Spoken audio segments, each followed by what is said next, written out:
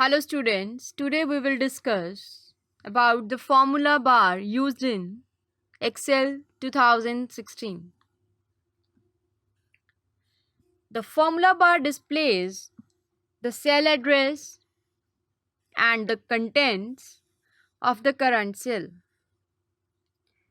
For example, cell A1 is the first cell of each worksheet, like it is highlighted over here. It is cell A1. It is cell A2, A4, A11. So it is on the intersection of column A and column 11. You can see intersection point of column A and row 11. So this is cell A11. Whenever you select any cell in your worksheet, you can see in the formula bar, the first section of formula bar is name box. It is called the name box. Its name will be changed. Like if you select A3, the A3 is written over here. If you select E1, E1 is written over here. It changed its value according to the name of the cell. It's B15, A10, you can see its content is changing. So it is the very first content of your formula bar, the name box. It is the leftmost section. It displays the address of the current cell. The other section is the formula bar buttons. This is called the formula bar buttons.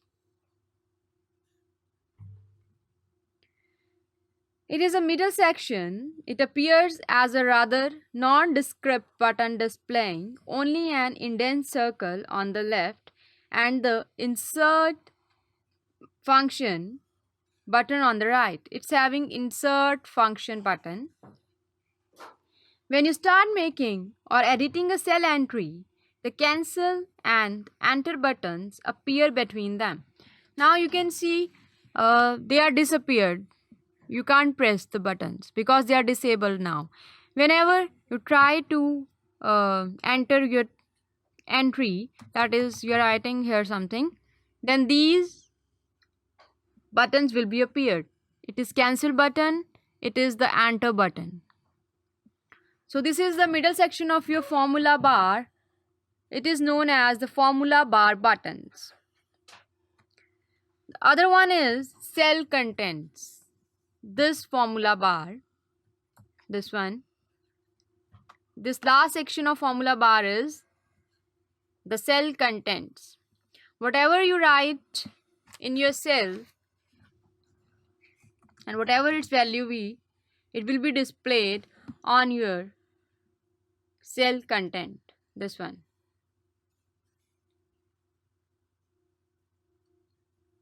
Sometimes your cell can't represent the long values, but this cell content can show your all the long values.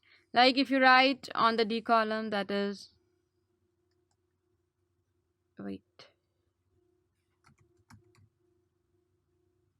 okay, now this value is hidden, but you can see its full value on your content bar. Look. So it is all about the formula bar.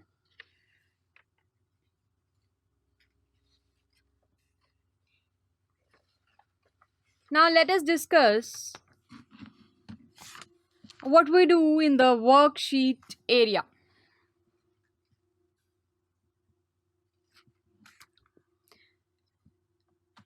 This whole area in which we do work, the whole sheet, this is called the worksheet area. It is where most of the Excel spreadsheet action takes place because it is the place that displays the cells in different sections of the current worksheet. and it is right inside the cells that you do all your spreadsheet data entry and formatting. To enter or edit data in a cell, that cell must be current. Excel indicates that a cell is current in three ways. If you want to enter your data in column A3, then the cell should be current, like you have to click on this, like this. Three ways are there that you can notice that which cell is current. Number one way is the cell cursor. The dark green border surrounding the cell's entire perimeter appears in the cell. You can see its border is highlighted by the green color, so it is the current cell. If you select this one, then this is the current cell. The other is the address of the cell appears in the name box of the formula. It is G7. If you select this one, this is a current cell, that is I2. This one is C11. You can see the name here. The third option is the cell's column letters and row numbers are shaded in the column headings and row headings that appear at the top and left of the worksheet area. You can see this. If you select E7, then E will be highlighted, and from this your row 7 will be highlighted. So it is another third way to know at which cell you are working. If you select D9, D will be selected from here and 9 will be selected from here. So it was all about how to know the current cell in the Excel sheet. Thank you.